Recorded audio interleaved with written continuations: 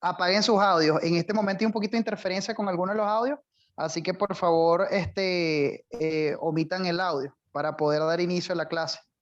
Ok, muchas gracias. Si quieres, vamos a comenzar, Manuel.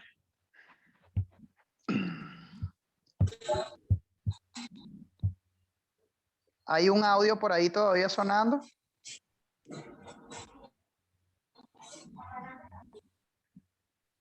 Perfecto. Entonces, empezamos. La radiología de tórax.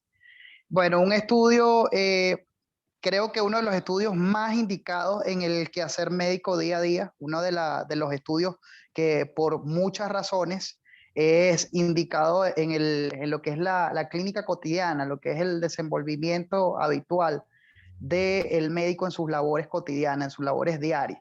Es una técnica radiológica que es altamente sensible, pero poco específica para lo que es el establecimiento de los diagnósticos.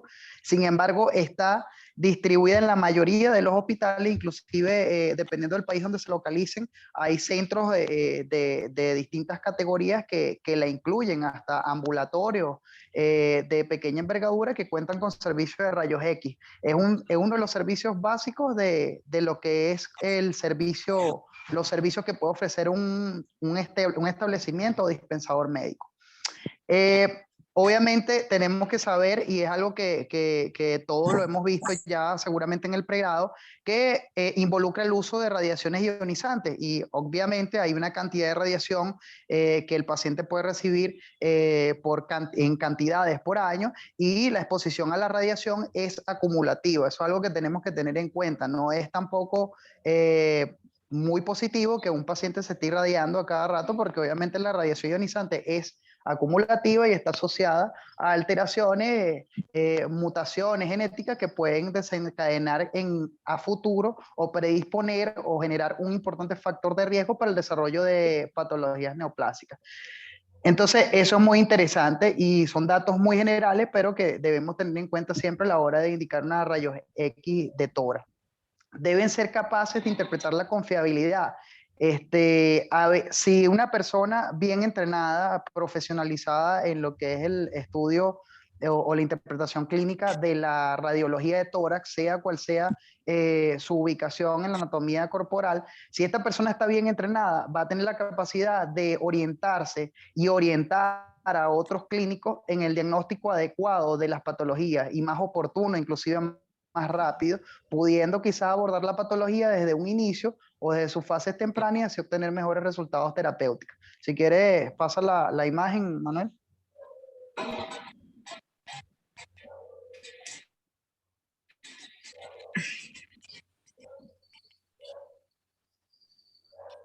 Ok.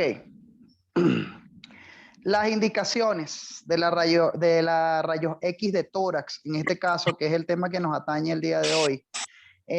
Se indica obviamente cuando hay sospecha de patología cardiopulmonar, obviamente cuando tenemos síntomas o signos o una clínica evidente de infecciones respiratorias bajas, cuando estamos en el contexto de la posibilidad de un edema agudo de pulmón, ya sea un paciente que está en una insuficiencia cardíaca congestiva, que está haciendo un IM agudo y empieza a hacer síntomas que nos pueden sugerir respiratorios, que nos pueden sugerir la posibilidad de una complicación con un edema agudo de pulmón, entre otras causas. Y obviamente cuando existe lo que es la posibilidad de que estemos en el contexto de una masa pulmonar o de una patología neoplásica. Siempre vamos a tener este estudio de primera mano, lo vamos a tener como una herramienta importante en lo que es la orientación diagnóstica de la patología. Protocolo de pacientes con traumatismo torácico. Bueno, ejemplo, cuando hay un paciente que lleva en el contexto de lo que es la atención del paciente politraumatizado, una de las primeras, la batería de exámenes inicial incluye también una rayos X de tórax, además de las demás rayos X que se piden en base a lo que es la evaluación física y los traumatismos que pudiera presentar este paciente en distintas zonas del cuerpo. Y la evaluación o colocación de dispositivos. Nos ayuda a determinar si esos dispositivos quedaron en la posición que esperábamos, si en realidad se situaron en el sitio anatómico donde es correcta su ubicación, donde deben estar para poder decir que la técnica fue realizada de forma adecuada. Entre ellos tenemos, por ejemplo, accesos venosos centrales, nos ayuda a identificar que estén bien colocados. Los tubos endotraqueales, que como saben tienen una marca radiopaca, también nos ayuda a saber la ubicación exacta del tubo, en qué posición, orientación y ángulo se encuentra, y nos ayuda a saber si la técnica que aplicamos fue la correcta y tenemos el tubo ubicado en una posición ideal para lo que es el tratamiento clínico que estamos aplicando en ese momento. También podemos determinar la presencia de marcapaso o la ubicación del marcapaso, inclusive determinar si es monocameral o si es bicameral. Y las ondas enterales, que también a veces vienen con unas marcas radio opacas que nos permite saber a qué nivel se encuentra dicha sonda, hasta qué aproximadamente determinar hasta qué sitio logramos alcanzar con la sonda. Pasa la lámina, menos que tenga algo que acotar, Manuel. No, no, por el momento nada. Está perfecto.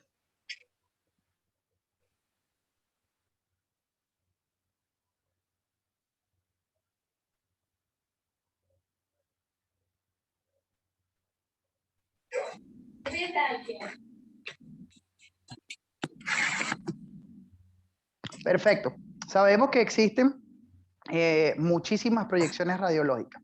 Obviamente la estándar, la que indicamos casi con una regularidad diaria, es la proyección PA o posterior anterior y la proyección lateral izquierda. Con estas dos radiografías de tórax podemos identificar un gran porcentaje de lesiones a nivel de lo que es la caja torácica. Son las que de forma habitual solicita el clínico. La anteroposterior se reserva sobre todo para pacientes incapaces de realizarse la proyección posterior-anterior. Ejemplo, pacientes que están en una situación de encamamiento sin posibilidad de poder realizar la bipedestación porque su estado clínico, por ejemplo, no lo permite. Así como pacientes que sufren de traumatismo, vamos a poner el ejemplo de traumatismo de miembros inferiores, por ejemplo, una fractura a nivel de fémur que obviamente no les va a permitir hacerse el estudio de pie y van a tener que realizarle un estudio en la proyección AP o anteroposterior. Hay que tener unas consideraciones que más adelante le vamos a mencionar en la proyección anteroposterior, porque que deben conocerse para no malinterpretar los hallazgos radiológicos y hacer falsos diagnósticos. La proyección lordótica es también una proyección muy especial que se usa sobre todo para visualizar los ápices pulmonares, que la radiografía estándar, es decir, la PA y la lateral izquierda, no logran visualizarse de una forma precisa. También tenemos la de decúbito lateral, la de cúbito lateral que nos explica también los cambios de posición de niveles de aire, niveles de líquidos, nos ayuda a la detección de neumotoras marginales o de pequeños derrames. Hay una proyección muy interesante que tiene un nombre que no sé si lo usan todavía, que es la proyección de Panquast, y es una proyección casualmente en decúbito lateral, y esta proyección ayuda a que esas pequeñas colecciones de líquido producto de un derrame pleural, cuando se adopta esa posición, se logra ver después de que alcanzan una cantidad específica en la proyección el derrame pleural. Y tenemos también proyecciones oblicuas que son útiles para detectar las lesiones óseas, como las lesiones de lo que son la parrilla costal, entre otras. El uso apropiado de las proyecciones complementarias conlleva una adecuada aproximación diagnóstica, lo repetimos. Hay que saber identificar obviamente que la proyección está realizada de la forma adecuada y que la rayos X es de calidad, si no va a perder valor diagnóstico lo que nosotros podamos inferir a través de ese estudio imagenológico. Actualmente, con la presencia de técnicas más específicas y sensibles como la tomografía computarizada, esto ha generado el desuso de las proyecciones complementarias. Sin embargo, es útil conocerlas. Generalmente cuando hay una lesión dudosa, es muy común que dependiendo de las características de esta lesión se pida la tomografía axial computarizada de tórax. No sé si va a agregar algo, Manuel, o quieres pasar la lámina. No, bueno, está todo excelente. Lo único que me gustaría agregar, el decúbito lateral con rayos horizontales nos ayuda a identificar episodios pleurales que son muy leves, ya que por lo general cuando utilizamos la decúbito lateral netamente izquierda, podemos identificar volúmenes de hasta 75 cc. En cambio, cuando observamos el borramiento de los ángulos costodiafragmáticos en la postero anterior, ya son derrames un poco más complejos, o sea, con mayor cantidad de líquido, incluyendo ya a partir de los 200 cc. Ok, muy importante que apaguen los audios, por favor, porque todavía sigo escuchando unos sonidos que interrumpen un poco la clase y también perturban un poco la concentración. Bueno, aquí sencillamente un ejemplo de lo que son las proyecciones PA y la proyección lateral izquierda, para que las tengan en cuenta. Más adelante se va a explicar cuáles son las características normales de estas proyecciones para que puedan ustedes de forma clara identificar una rayos X de calidad. No sé si quieres acotar algo en estas imágenes, Manuel. No, nada, está perfecto. Ok.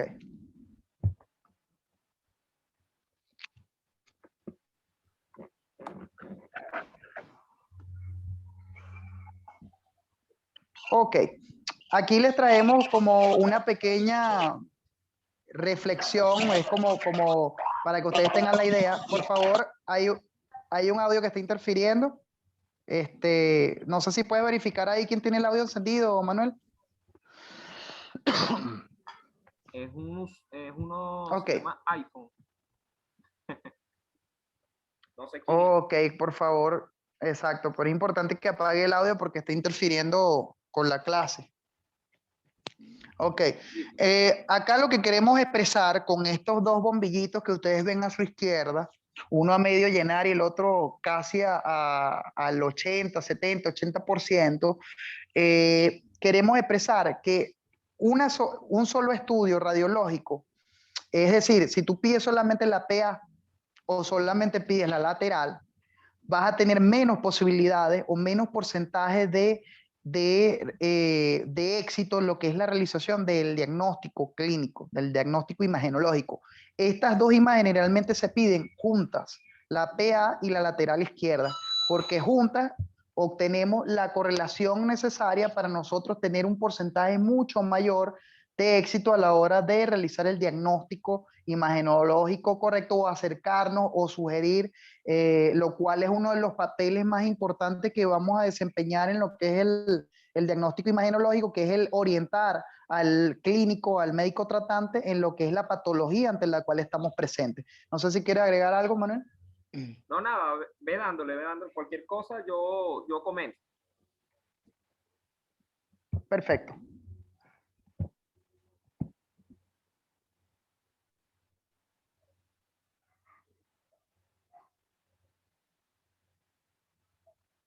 Extendieron una...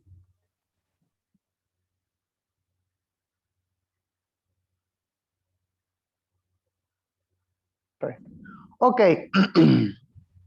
Aquí seguimos viendo ejemplos pero en este caso vamos a ver un poco, vamos a ver unas imágenes sobre las proyecciones lordóticas. Obsérvese cómo se notan de forma clara, de forma más específica, de forma más, se caracteriza con una mejor calidad lo que son los ápices pulmonares en estas tres imágenes. Esa es la proyección lordótica, la que nos permite visualizar de forma más específica los ápices pulmonares. Es decir, cuando ustedes vean una rayos X de tórax, PA y lateral, donde se tengan o sea, tengan la impresión de que hay una lesión oculta allí a nivel de los ápices pulmonares, ustedes pueden sugerir esta proyección y seguramente van a tener una mejor visualización de esa zona y van a poder lograr hacer el diagnóstico si ese fuese el caso. Sí, allí me gustaría acotar algo. Perfecto, Generalmente adelante. recuerden que por fisiología lo que son los campos superiores manejan más procesos de origen ventilatorio y los inferiores se van más hacia la parte de perfusión. ¿Qué ocurre? Hay lesiones, como por ejemplo las que forma el Mycobacterium tuberculosis, que tienen mucha afinidad por las regiones apicales. Entonces, cuando sospechemos de lesiones o opacidades por tuberculosis o las formaciones de tuberculoma, que las vemos en las proyecciones habituales, siempre podemos pedir una proyección lordótica, porque esta nos permite abrir mayor campo de observación en lo que serían los apis. Entonces, eso nos ayudaría si no tenemos la clavícula interfiriendo y podemos, tal como vemos en los tres ejemplos, observar de mejor forma cada uno de los componentes de los lóbulos superiores.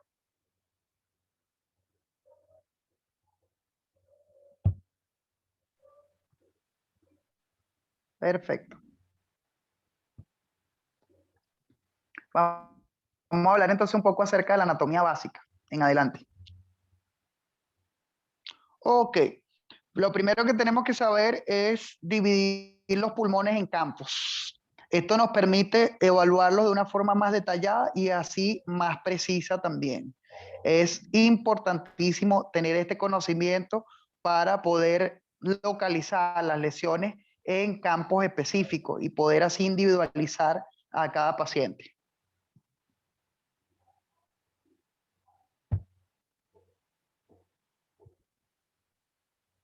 Así vamos a tener, por ejemplo, una división muy sencilla en la que dividimos ambos campos pulmonares en tres zonas: una zona superior, una zona media y una zona inferior.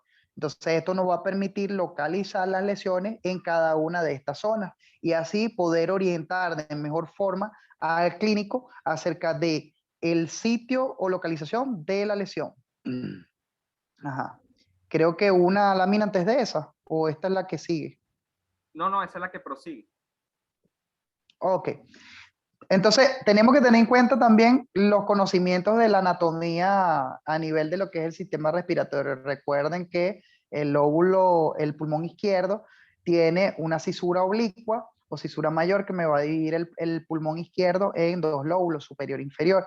Y el lóbulo derecho, por el contrario, el pulmón derecho, perdón, por el contrario, va a tener tres lóbulos, uno superior, uno medio y uno inferior, divididos por la cisura oblicua mayor y la cisura menor, que es la horizontal. Estos son conocimientos básicos. De forma más profunda, luego viene una división un poco más específica, que es la segmentación pulmonar, la cual no vamos a conversar en este momento. Lo que me interesa es que ustedes tengan una lesión, ya sea en el lóbulo superior, en el lóbulo inferior o el lóbulo medio.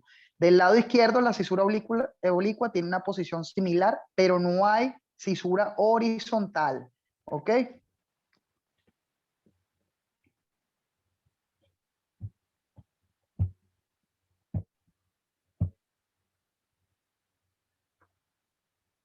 Ok, acá tenemos una imagen clara podemos darnos cuenta de inmediato que se trata del pulmón derecho.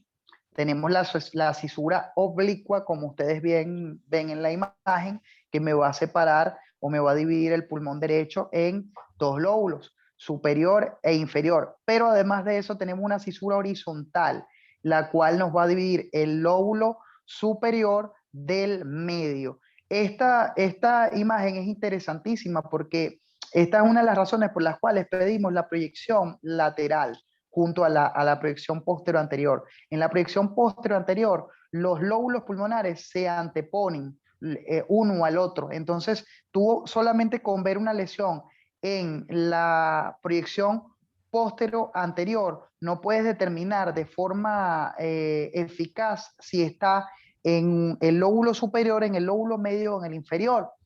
Es necesario para tener la certeza total que te vayas a lo que es la proyección lateral y verifique en cuál de estas tres zonas que ustedes ven en la imagen se localiza esa lesión para poder tener con certeza la ubicación de la lesión en el campo pulmonar derecho. Lo mismo sucede con el campo pulmonar izquierdo. Debemos correlacionar el hallazgo de la proyección posterior anterior con la proyección lateral.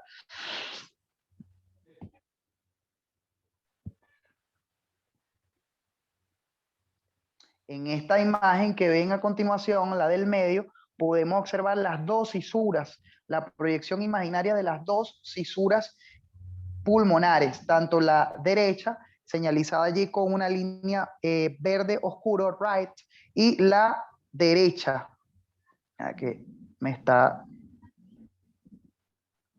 y la izquierda, que está señalizada con lo que es una línea azul celeste con la denominación en inglés left, que significa izquierdo.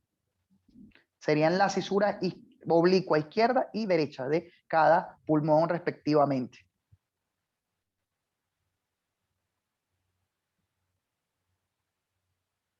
Ok, podemos pasar la imagen a menos que vayas a acotar algo.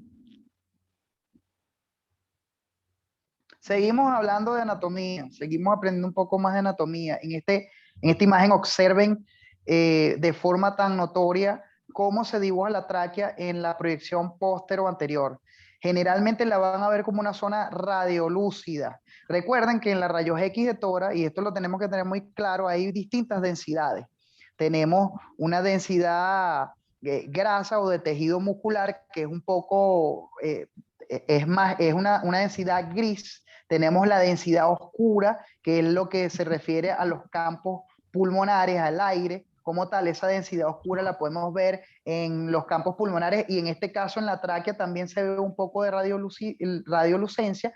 Tenemos la densidad opaca de la sangre o de los líquidos, que la vemos en el mediastino, en lo que es la silueta cardíaca, en los grandes vasos y en la trama vascular que se proyecta hacia los campos pulmonares a través de lo que es el tronco de la arteria pulmonar y el hilo pulmonar.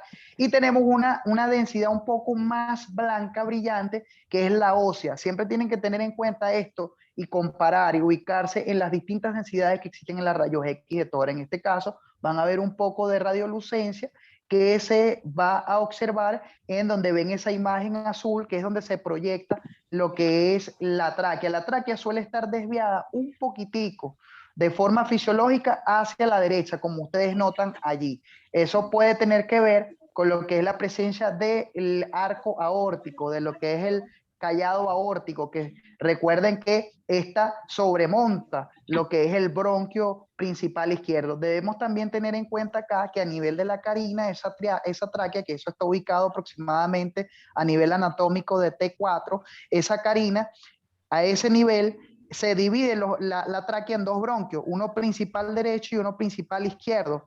Recuerden que el bronquio principal derecho está más inclinado o es más oblicuo que el bronquio principal izquierdo, que es un poco más horizontal. Por eso es que en la mayoría de las veces cuando hay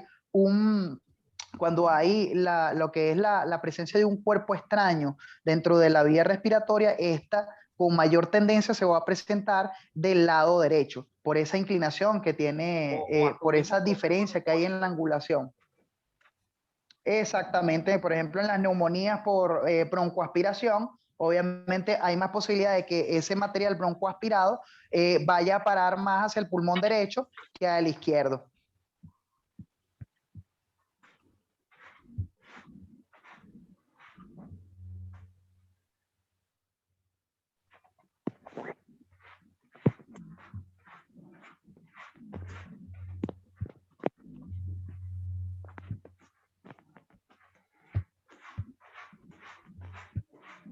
Ok, bueno, aquí hay algo muy interesante en esta imagen. Fíjense que todas esas líneas que ustedes ven allí, de color azul claro, yo lo veo azul claro, azul celeste, hace referencia a lo que es el espacio pleural. El espacio pleural, la parte inferior, que se ven como dos ángulos. Ahí, porque aquí no puedo ver. por favor, apaguen el audio.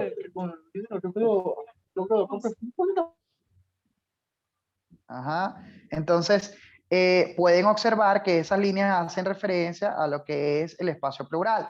Además de eso, vemos en ambas zonas inferiores de la imagen, vemos unos ángulos, esos son los ángulos costodiafragmáticos. Y en ese espacio delimitado por esos ángulos, tenemos los recesos costos diafragmáticos. También vemos unos ángulos más internos que están en relación con la silueta cardíaca. Esos serían los ángulos cardiofrénicos, ¿ok? Entonces debemos tener siempre en consideración estos ángulos porque cuando hay un derrame pleural, estos ángulos se van a ver obliterados o se van a ver, para hablarlo en términos coloquiales, va a haber la presencia allí de una radioopacidad o una ocupación de color o de aspecto blanco, brillante. Entonces, en la imagen del lado, la imagen que estaría, si hablamos de frente a la pantalla, hacia el lado derecho, en la imagen lateral de rayos X lateral de tórax, vamos a ver también allí los dos hemidiafragmas delimitados. No sé si quieres allí señalarme. Ajá, exactamente. Vemos el ángulo anterior también y vemos el ángulo posterior de ambos pulmones. Los dos ángulos que se ven en la parte posterior son el que se ve más horizontal. Déjenme ver si puedo señalar aquí con el cursor. Voy a tomar un momento. Esto que ven acá, esta línea, se corresponde a un hemidiafragma, que en este caso sería el hemidiafragma izquierdo, que es más horizontal. Recuerden que el hemidiafragma izquierdo soporta el peso cardíaco y además de eso, esto puede hacer que él esté un poco por debajo del hemidiafragma derecho en la PA y además de eso, que esté más planificado. Y el otro ángulo muestra o delimita, acá les voy a mostrar otra vez con esto, más o menos paralela a esa línea, siguiendo la línea que está un poco arriba, la línea azul, ese sería el hemidiafragma derecho, ¿ok? Que es un poco más, tiene una anatomía más curva. Obviamente tenemos que tener siempre en cuenta, lo vamos a ver, todas las características radiográficas que se ve esta lesión y saber identificar lo que son las distintas áreas mediastínicas. No sé si quieres agregar algo allí, Manuel. Doctor Palermo, te queda menos de un minuto. Lo que vamos a hacer es concluir esta primera parte y enviar la invitación para la segunda parte del teleprograma, ¿ok? Perfecto, para entrar de nuevo. Exactamente. Ok, perfecto. Que posiblemente sea... Bueno, entonces vamos a terminar, sea el mismo enlace, exactamente. Entonces, muchachos, el minuto que nos queda, tenemos que tener en cuenta acá que tenemos un área, tenemos lo que es la silueta cardíaca acá, como la